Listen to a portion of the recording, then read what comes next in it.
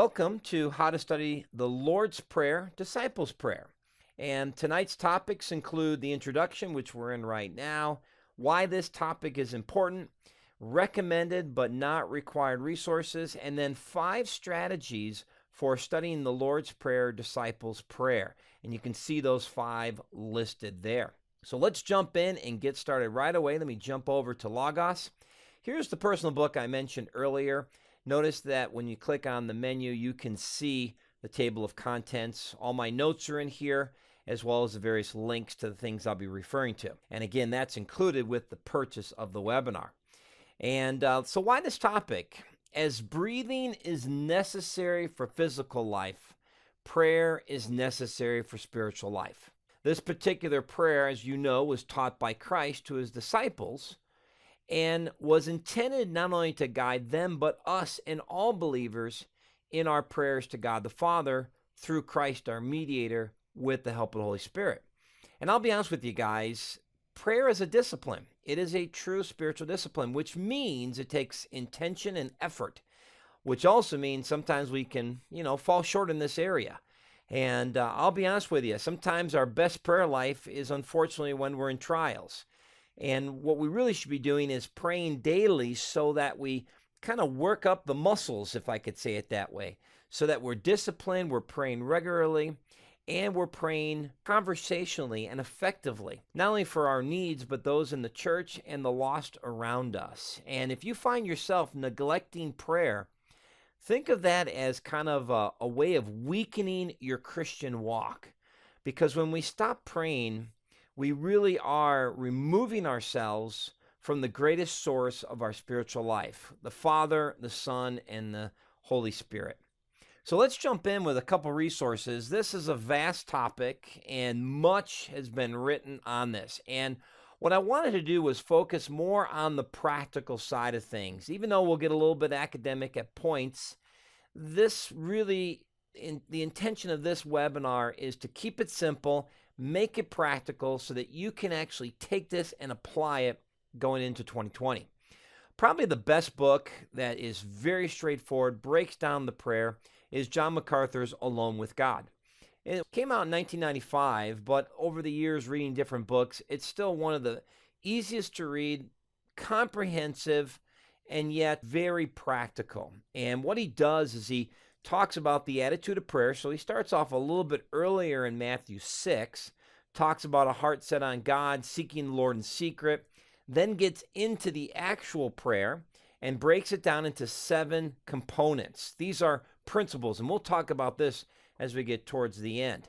And then he talks about prayer and action, praying for the right things, praying for the lost, and then some tools for personal and group study guides. So this is a great book, not only for your own personal devotion, but also for your local church. So consider that, getting that, if you don't have it, for your Logos library. Another resource along the same lines is Derek Prime, The Lord's Prayer for Today. Anything that comes out by Day One publications is usually very good. Again, there'll be some overlap because they're talking about the same passage, but you can see here he's going to go a little bit more detail in some of these issues. Fatherhood, and trusting God, and how we should be trusting children. You can see how he has broken this down into several chapters. Reverent worshipers.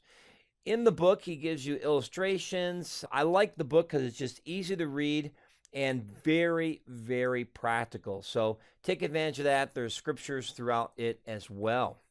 Now, Growing in Christ is a book by J.I. Packer that covers a lot of different topics. But in particular, the Lord's Prayer is in part 3. What I like about, again, is the way he breaks it down. As you can see, it's more by phrase, so a little more detail in that respect. The other chapters deal with the Apostle Creed, baptism and conversion, and then the 10 Commandments, their role and place in the Christian's life.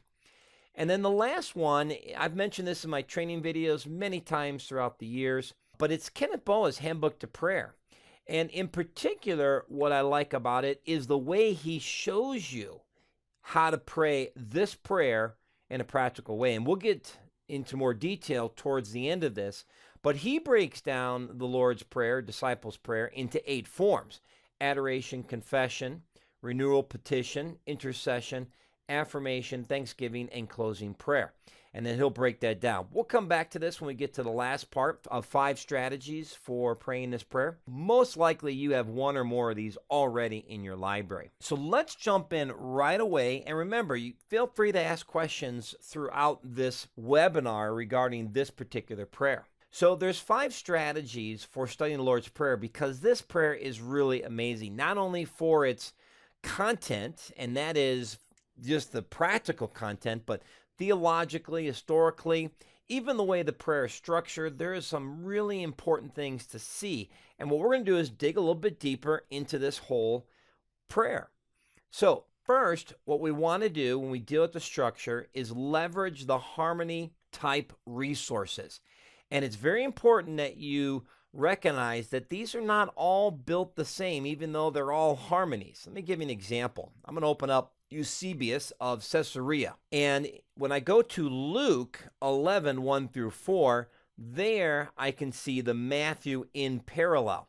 What I discovered in working through these various harmonies, and let me show you where those are. So if we click on the library icon at the top left, and in the Find Resource box, put in the word type, T-Y-P-E, colon, and then type in the word harmony.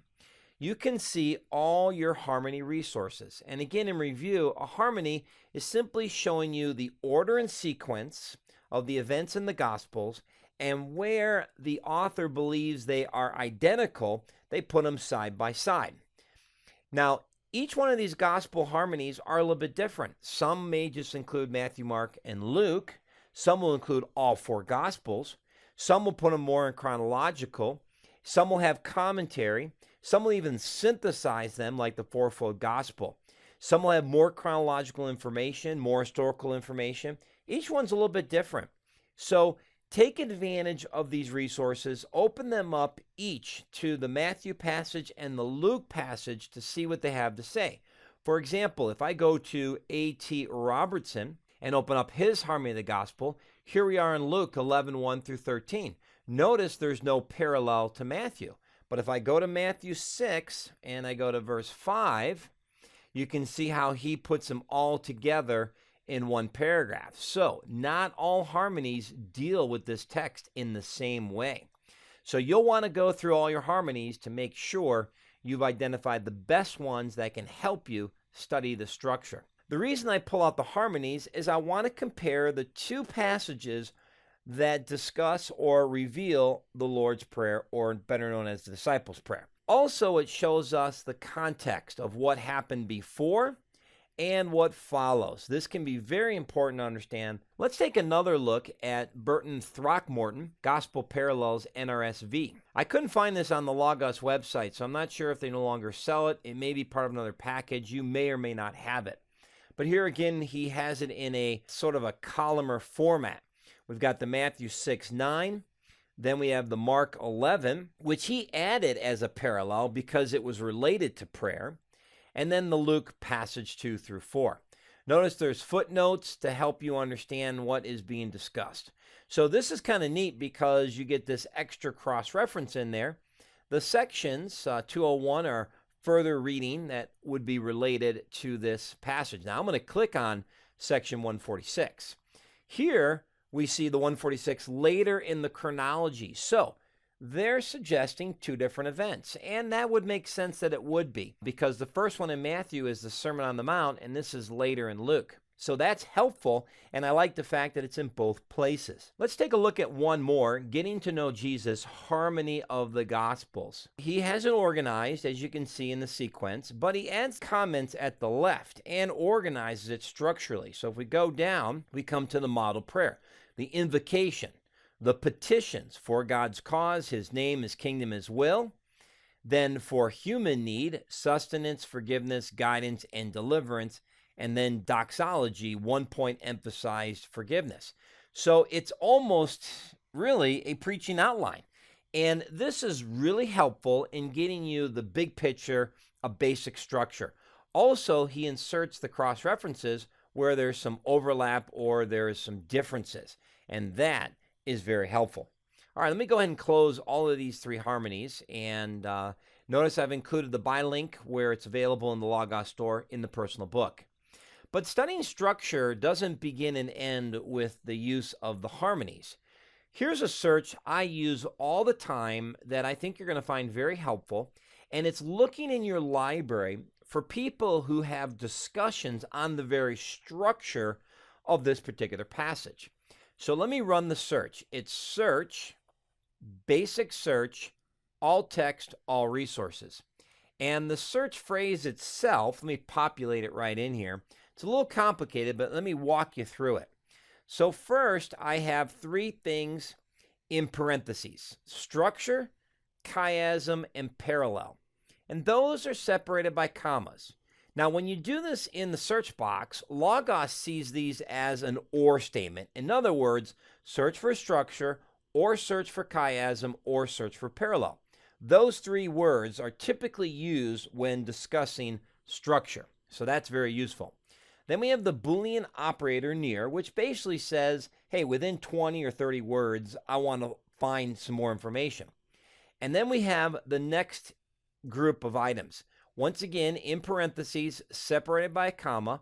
And you'll notice that we have the passages of the prayer. Matthew 6, 1 through 15, which is the full context, and Luke 1 through 13, again, the full context. Now, to make this more interesting, I put all of that in parentheses, what I've highlighted there. So that's one item. And then I have another Boolean operator, and then in quotes, the Lord's Prayer. By adding this and Lord's Prayer, I'm further refining my search results. So I want to make sure that when someone is talking about this structure, it's in the context of the Lord's Prayer, not just cross-referencing these verses. So one more review here. So the way this inside or first section works is it's saying this: look for structure near Matthew 6 or Luke 11. Then look for chiasm near Matthew 6 or Luke 11, and then look for parallel near Matthew 6 or Luke 11. That's how that search is running. So if you think about it, this is quite a few searches all wrapped into one. So let's go ahead and run the search and see what we get for search results. Now, search results will vary based on your library. Now, as you can see, Logos brings it back color-coded. So you can see, all right, there's the Luke 2, and then there's no parallel in Mark. So that's talking about cross-referencing, not parallel in the sense of structure. Now, here we go. Look again at the structure of the Lord's Prayer. So we could click on this link, and we could get more information. Now, to save time, I have three examples from my search results I think will be very helpful. Let me click on example number 1. This is from the ICC commentary on Matthew. You can see what they've done here. They have structured this in an outline. This is one way that books will structure. They'll outline it for you. So we have instruction concerning prayer and forgiveness. Verse 7 through 13, the prayer. 7 and 8, the prohibition of the wrong practice, a negative imperative. This is all the earlier part of the text. And when you pray, don't use vain repetition. Very key. Now let's jump down to the actual prayer. So here we get to verse 9, and we have the address, the 3 thou petitions, and the 3 we petitions. That's what I was looking for. So essentially, we've got a vertical component to this prayer, and we have a horizontal component to this prayer. That's a huge insight and will help us as we structure this passage. Let's go to example number 2 and show you how this can work. Here we go there, and this was something I highlighted from a commentary reading Luke. Notice that this came from the Luke commentary, not Matthew. They're essentially saying the same thing, but in sentence format.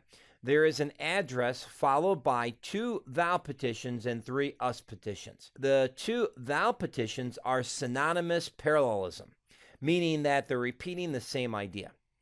The first 2 us petitions, and then they get into more detail. So not only does it tell us how they see the structure, but it gives us a little more detail. Very useful to help you think about and interpret this prayer.